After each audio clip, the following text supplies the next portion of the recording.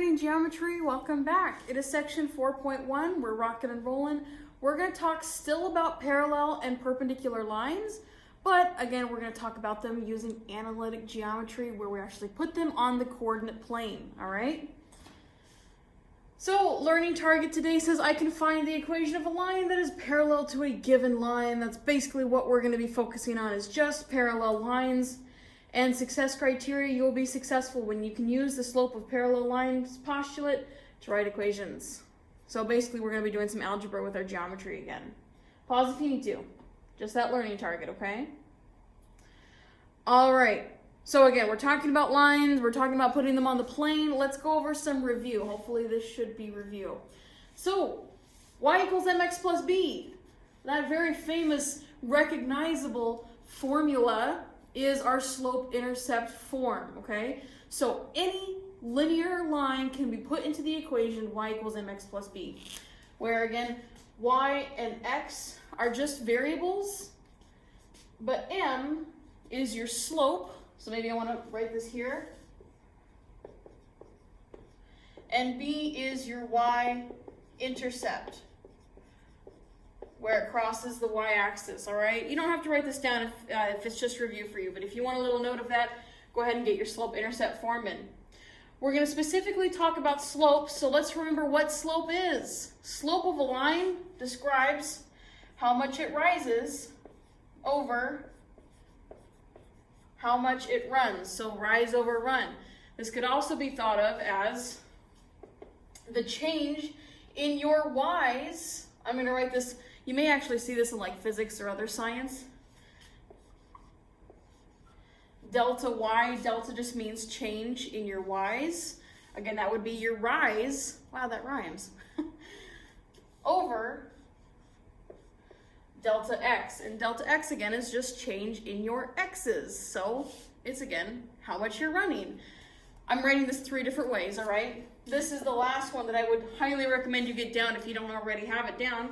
The change in your y's, if you were given 2 points, x1, y1, and x2, y2, the change is just going to be subtracting them to find the difference. So your slope formula, m, is y2 minus y1 over x2 minus x1. That's the big one that you should write down. That is your slope formula, all right? If you wanted to find the slope between 2 points, or if you can pick 2 points off of a line, then you can plug in through this formula and find the slope of that line.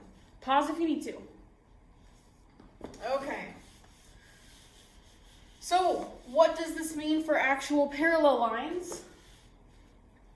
I think that's my next place I'm going. Oh, we already talked about slope. So yeah, delta y over delta x, just the change in your y, so y2 minus y1 over x2 minus x1. What does it mean for parallel lines? So, 2 non-vertical lines. We're going to talk about vertical and horizontal here in just a second at the end. But if you got 2 lines, they're going to be parallel on your graph if and only if they have the same slope. Parallel lines have the same slope. On the other hand, parallel segments are also going to have equal slopes. They're just not going to intersect because they're just, they're going to stop because they're a segment. They're a portion of a line. But parallel lines have the same slope. If we had to sketch this out, maybe here is my y-axis and my x-axis. Here's a line. Wow. Here's another line. That's better, much better. If I wanted to find a line that was parallel to that, again, parallel lines don't ever intersect. So if I have something that looks like this, it's going to intersect there. If I try and make something with a slope that's negative, it's going to intersect there. So if I have a parallel line, it's got to be going at the same rate as this guy. All right? So those 2 lines, they have different y-intercepts, but they're traveling at the same slope, right? Their rise over run is the same, so they never catch up with each other. Pause if you need to. Okay. So this is going to be an example of something that we're going to be focusing on a lot, is being able to write, again, our equations for parallel lines. So if I gave you a line and I say your line looks like y equals 0.25x minus 5. I can't do fractions very well on Google Slides, but 0.25x is just a quarter, right? So 1/4 x. There we see our slope. There we see our y-intercept of -5. I want to find an equation that is parallel to this line that goes through this point 8,5. I like to draw pictures, so let's sketch it out. So let's say that I've got my coordinate plane again here. And we have our line. It has a y-intercept of -5, so somewhere down here maybe. And it has a slope of 1/4, so it's kind of shallow, right? It's not a steep slope. It's not a slope of 5 or 6. So it's kind of, so maybe it looks something like that. All right, that's our line, y equals 1/4 x minus 5. We want a line that's parallel to that, so it has to have the same slope, but it goes through a different point. It goes through this point over here at 8,5. So maybe that's right there, a line parallel to this guy that goes through this point. Maybe it looks something like that, right? And we want to know the equation for that line. So it is y equals mx plus b. I'm just writing that there because we'll fill in the slope and the intercept here. I just don't know what it looks like yet, right? We're going to solve for those. So, off to the side, this is my equation for my new line. Oops, line stops at E. Okay, so I know it has to look something like y equals mx plus b. I know that if it's going to be parallel, it has to have the same slope. It has to have the same slope as 1/4. So that's already something that I can replace in my equation here. I can get rid of m because I know my slope has to be 1/4. Okay? Another piece of information I know about this line, I don't know the y-intercept yet. I don't know what b is. Maybe positive, I'm not sure yet. But I know that this thing goes through the point 8,5. So if I know it goes through that point, if I plug those coordinates in, x equals 8, y equals 5, if I plug that into this equation, it's going to be true because I know that line goes through that point, right? Again, if a point lies on a line, it has to be a solution to that equation. So let's just plug in the points that plug in the coordinates that I have from this point here. I know that my y value is 5, so I'm going to go replace y with 5 equals 1/4 times x. Again, x here is 8. Again, all I've done was taken that point that I know it goes through and substituted those values into my equation. All right? And then, hey, look at this. This is an equation that's all in terms of b. That means that I can solve for what my y-intercept is. And that's going to be a pretty quick solve. So I'm going to say, let's multiply that 1/4 and the 8. That's going to give me 2. 1/4 of 8 is just 2. Plus b. Subtract 2 from both sides. And I get that b equals 3. All right? So if I want to revisit what that line looks like, hey, I already know what my slope is, and we just solved for what my y-intercept is. I'm looking for the equation of this line that's parallel to this guy that goes through the point 8,5. Well, I can tell you that it's going to look like 1/4 x plus 3. And then that would be your answer there. All right. Pause if you need to. This is a very good example to get down. All righty. And we'll do a couple more similar to that in our review, okay? So right after this video, come to Blackman 107. You know the drill. Okay, let's talk about horizontal and vertical lines, because what we've just seen so far are lines that actually have slopes, right? They're a diagonal line somehow. Maybe they're a positive slope, maybe they're a negative slope. But what about things that are strictly horizontal and strictly vertical? Let's focus on horizontal first. Right? Horizontal, think about coming over the horizon. It's a straight line like that. So I'm going to throw up a line there. Got a horizontal line on my graph. Doesn't really have a slope right now. We're going to figure out what exactly it looks like. This is the line y equals 2. So horizontal lines have the equation y equals something. All right? And again, this is y equals 2 because if I pick any point on this line, if I pick that point 2, 2, my y coordinate is 2. If I pick this point, -4, 2, my y coordinate is 2. Any point on this line is going to have a y coordinate of 2. That's why the equation is just y equals 2. So, if we're looking for the slope of this thing, get rid of those points there, that's going to bug me.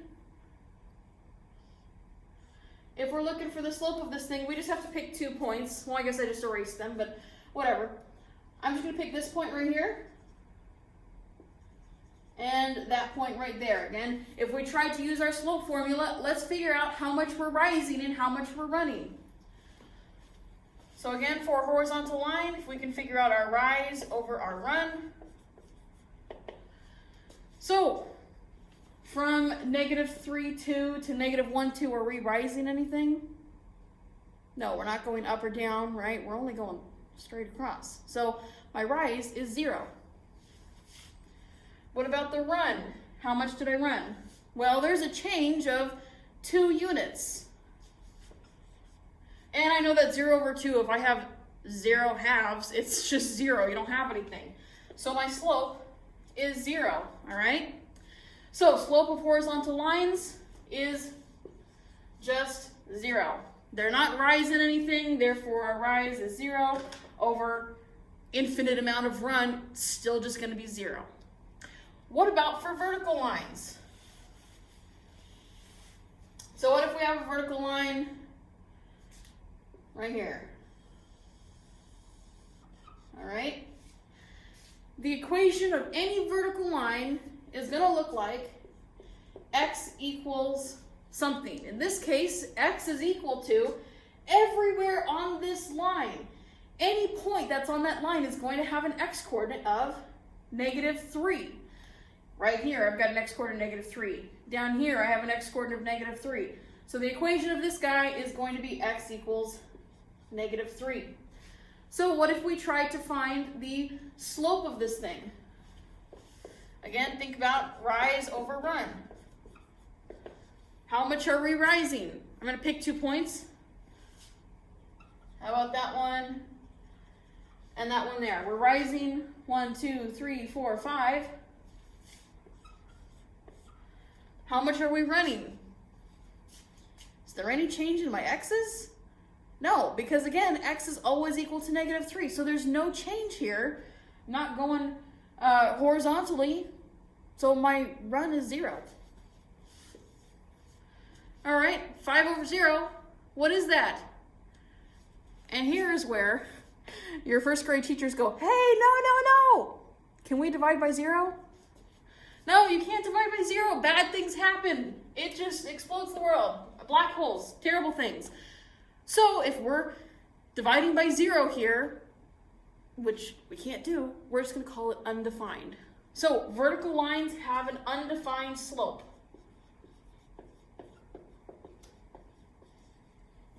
All right? Yeah. Bad things can happen. So we may be rising an infinite amount, but if we're not running, it's still going to be considered an undefined slope, all right? So that's what our vertical lines look like. Okay. Make sure you get these guys down, pause if you need to.